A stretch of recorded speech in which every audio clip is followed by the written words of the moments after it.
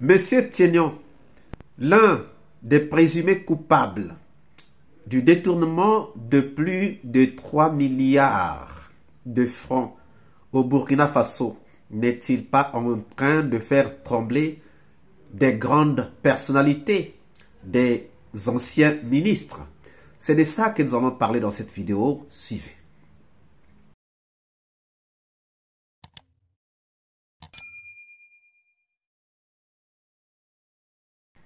Bonjour, bonsoir, cela dépend de l'heure à laquelle vous regardez cette vidéo. Bienvenue si vous nous découvrez pour une première fois. Encore un réel plaisir pour moi de venir devant vos écrans, vous exposer les analyses de Soleil d'Afrique.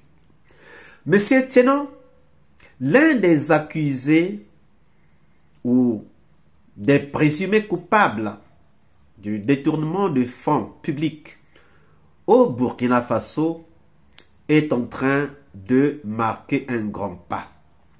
Pour s'en rendre compte, regardez d'abord cette vidéo, cet extrait, et nous reviendrons pour faire un petit commentaire. Suivez.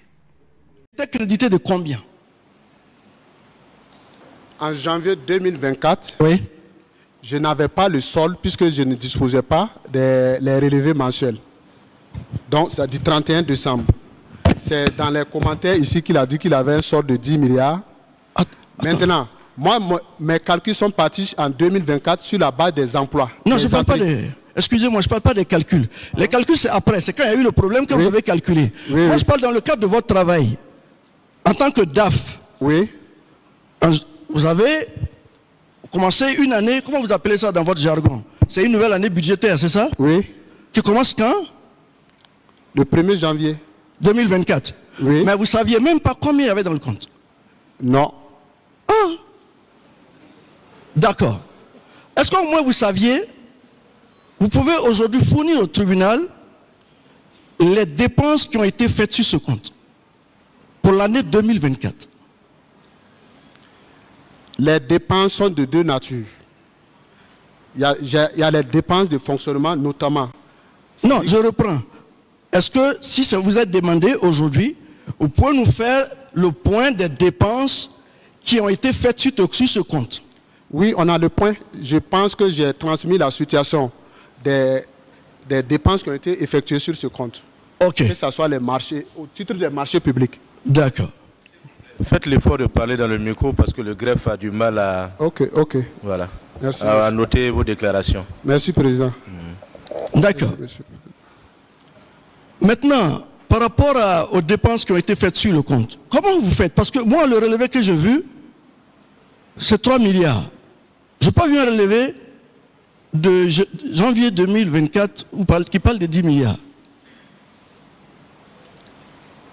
J'ai dit, comme j'ai dit, je n'avais pas connaissance du solde au 1er janvier 2024.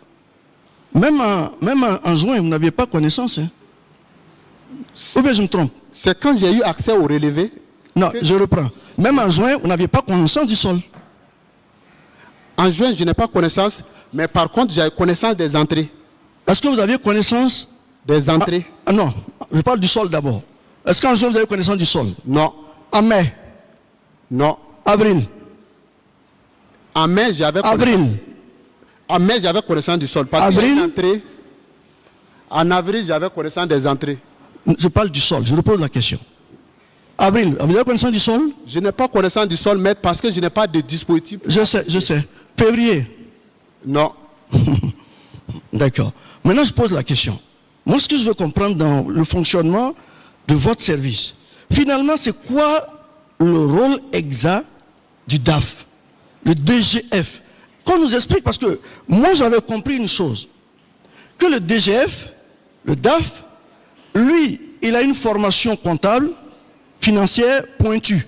Et qu'on peut nommer des gens qui n'en ont pas, parce qu'on nous a dit ici qu'on nomme dans le service des gens qui ont, enfin, des profils divers, mais qui n'ont rien à voir avec les finances. Moi, je pensais que le DGF, quand on le nomme, c'est lui qui doit observer tout ça, veiller à ce que ces gens-là respectent l'orthodoxie. Par exemple, même les pièces comptables. Est-ce qu'un spécialiste en... Comment on dit ça? En genre. Est-ce qu'il sait comment on établit des pièces comptables? Maître, par rapport au poste de nomination, Ça dépend du type de poste. Il n'y a pas de profil type. Pour le cas de la gestion des comptes, soit tu es comptable public ou tu es habilité par un acte formel. Et l'arrêté comprend, habilite l'agent en question, peu importe son profil, dans la fonction. Dans ça, j'ai compris. Mais en fait, c'est juste une observation. Je me disais, le DGF, son rôle, c'était de veiller au bon fonctionnement de tout ça sur le plan comptable et financier. Je termine sur une question. Vous avez parlé de vérification, l'ordonnancement. Oui. Oui. Maître. Vous avez dit qu'il y a un service qui s'appelle l'ordonnancement, c'est ça? Oui. Qui vérifie chaque... Il y a un intervalle? L'ordonnancement intervient a posteriori des dépenses exécutées. D'accord. La vérification. C'est après avoir effectué les dépenses qu'on transmet à l'ordonnancement. Normalement, au plus tard, le 31 décembre, les pièces justificatives devraient être transmises. L'ordonnancement, c'est au niveau du ministère de... Oui, chaque ministère est doté d'une unité de vérification de l'ordonnancement. Il y a un responsable. En votre sein? Oui, chaque ministère. Ok. Et votre responsable, c'est qui? Et en 2023, c'était M. Koumaré. Monsieur? Koumaré. Koumaré quoi? Koumaré Zakaria. En 2024, c'est Madame Tendano. Je ne connais pas son prénom, je ne me rappelle pas. Mais ces responsables sont nommés par le ministère des Finances et mis à disposition des ministères. C'est pas grave, nous on veut connaître leur identité simplement. Ok. Madame Tendano quoi?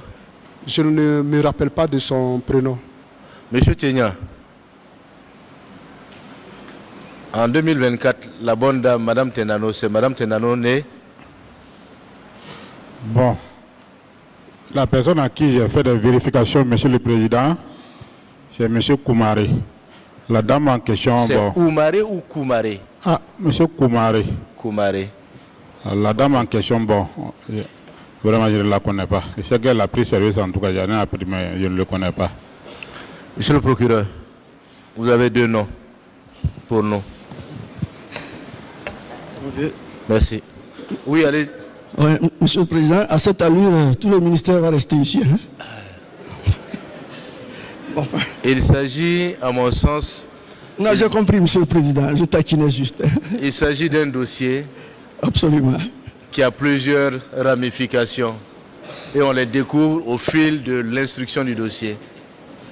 Je partage d'ailleurs la position du tribunal. Merci. Pour moi, c'est l'occasion qu'on comprenne vraiment comment nos services fonctionnent, afin qu'on puisse mettre le doigt sur tous les aspects dysfonctionnels. Et que toutes les responsabilités soient dégagées.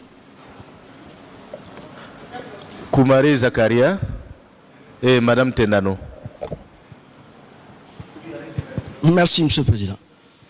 Donc, Monsieur Yé, donc vous avez expliqué au tribunal que l'ordonnancement a reçu les pièces justificatives de M. Théien pour l'année 2023 et ils ont, je ne sais pas comment on dit ça dans votre jargon, hein, ils ont certifié que c'était conforme. Oui, c'est exact. D'accord. Avant d'arriver à l'ordonnancement, est-ce que les pièces, quand elles sont transmises par M. Théien, elles passent par vous? C'est moi, je signe le bordereau après vérification par mes collaborateurs. Ok. Comme on ne connaît pas très bien vos missions, est-ce que vous pouvez nous expliquer, en tant que DAF, quand M. Théien vous transmet les pièces, est-ce que vous avez une obligation de vérifier la conformité comptable avant de transmettre? Ou bien c'est juste, vous faites je reçois, je transmets? Non. On vérifie d'abord la conformité. Et on vérifie le montant. Et quand on transmet, c'est une autre étape de vérification. Et ça nous revient avec des observations. Donc vous avez vérifié la gestion de M. Théien pour l'année 2023. Vous-même, à votre niveau, vous avez certifié que c'est conforme.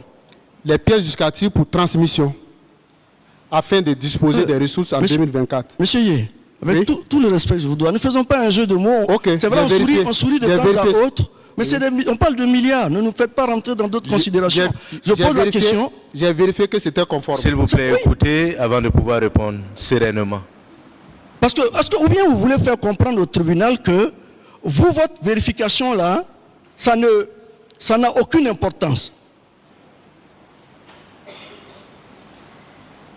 Est-ce que c'est ce que vous voulez faire comprendre? C'est pas ce que je vais faire comprendre. Ah d'accord. Donc, vous devez vérifier. Et si ce n'est pas conforme, qu'est-ce qui doit se passer? Si vous sentez que les pièces sont tripatouillées, si vous pensez qu'il y a eu des activités fictives qui ont été menées et qu'on produit des pièces pour les justifier, qu'est-ce qui se passe? On tire les conséquences par rapport au constat avant de transmettre. Oui, quelles conséquences concrètement? C'est de demander les pièces réelles. Non. Vous voyez que... Vous venez donc de suivre cet extrait. Et vous vous rendez compte qu'il y a des disparités entre ce que les autres sont en train de dire et ce que M. Tienyon est en train de dire. M. Tienyon avait juré de finalement dire la vérité après une fausse route au départ. Même des avocats étaient obligés de le quitter. Il était obligé de se constituer un autre cabinet ou d'autres conseils pour aller avec eux dans ce procès. Et ces conseils, c'est sûr et certain, lui ont donné une bonne ligne de conduite. Ces conseils sûrement ont reconnu qu'il était coupable et ils lui ont sûrement dit de dire la vérité, rien que la vérité. Et c'est ce que nous voyons que M. Tienyon est en train de dire, de faire dans ces procès de détournement de fonds publics. Ce qu'il a volé, il dit.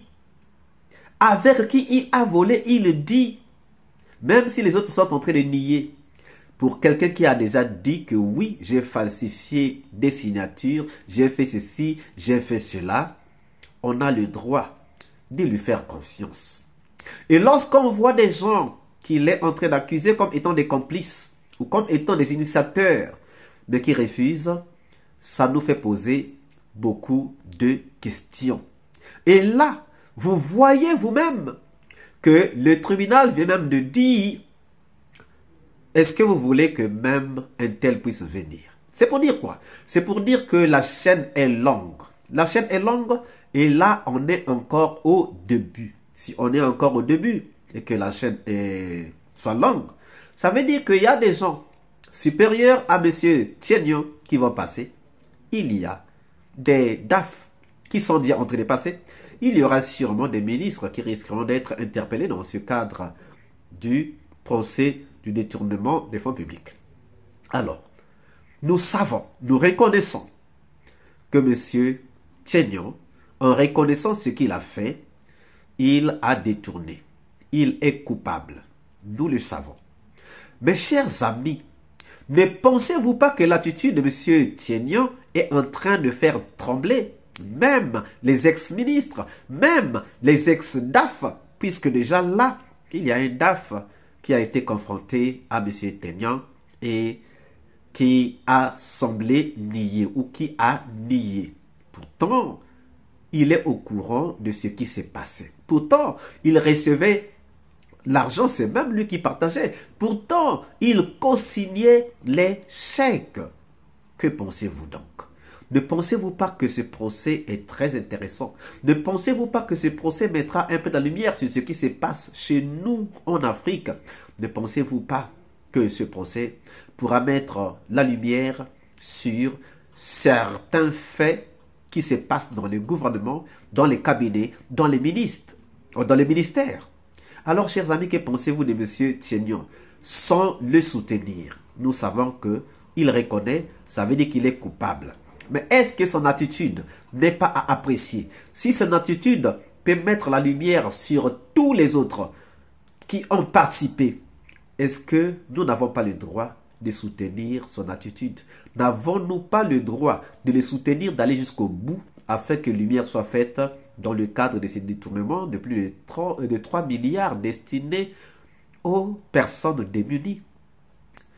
Nous attendons vos réponses dans les commentaires. Si cette vidéo vous a plu, ne manquez pas de laisser vos pouces bleus, de commenter, de partager. Si vous n'êtes pas encore abonné, c'est le moment de vous abonner et surtout de ne pas manquer d'activer la cloche de notification afin d'être averti à temps réel de toutes nos prochaines publications. Quant à moi, je vous dis à très bientôt pour une nouvelle capsule. Ciao!